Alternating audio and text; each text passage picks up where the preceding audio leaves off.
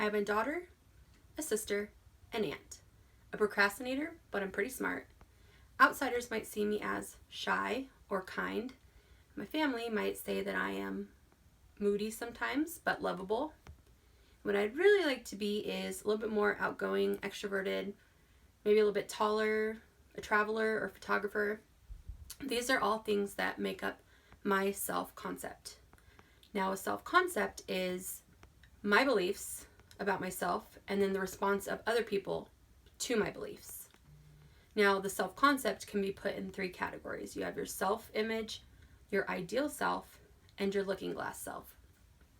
It's kind of ironic that it's called self-concept because a lot of it has to do with the response of other people. I just thought that was pretty ironic.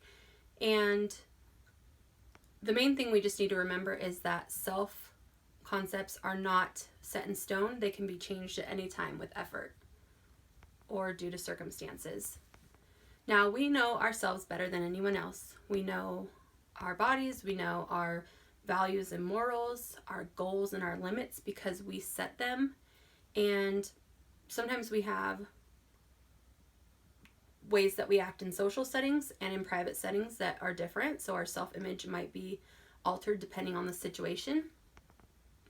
And then we also have when you take yourself and compare yourself to someone else, and then you base your self-concept on that comparison. And that's actually called the social comparison theory. But basically, with our self-image, for communication purposes, we tend to gravitate more towards people that are like us. So we notice we tend to look for similarities in other people that we see in ourselves, and that's the people that we feel most comfortable communicating with.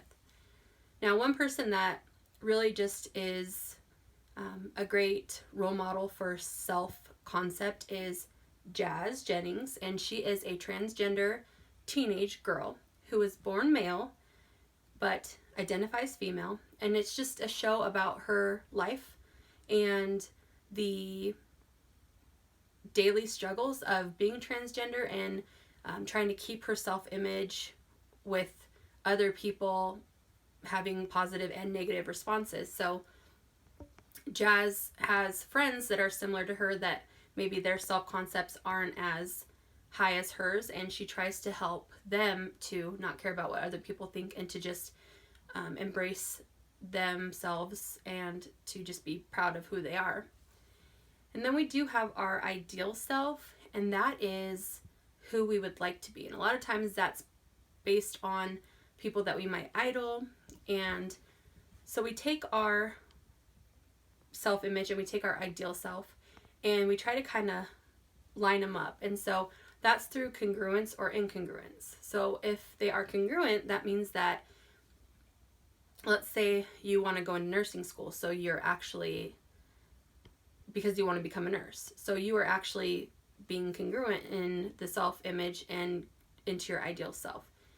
If it was incongruent, it would be like, I want to be fit, but I'm over here and I'm eating unhealthy and I'm not working out. So you're actually not heading towards your ideal self, and so that can lead people to be down on themselves. And so the ideal self is what we are striving to get to, and Jazz strives to become a woman fully, physically, mentally. So that is her ideal self. And then we have our looking glass self, and that's what, like I said, other people responding to our beliefs. So those can be positive and negative. With Jazz, her family and friends just really kind of accept her for who she is. But then there's outsiders, and some of them do accept her as well, but you have the ones that do directly let her know that they don't agree with who she is, and that's through direct evidence, through maybe hateful voicemails or just saying hurtful things in person to her. And then there's people that are thanking her for helping them with their self-concept. And then you have indirect evidence, which is people who just kind of avoid her or give her dirty looks but don't really say anything. And then there's people who smile at her so she can tell that they are responding positively to her self-concept. So with the self-image and the ideal self and the looking glass self, everything is just, we have to remember that we have the power to be our ideal selves while embracing who we are in the now until we get there. And so that is self-concept.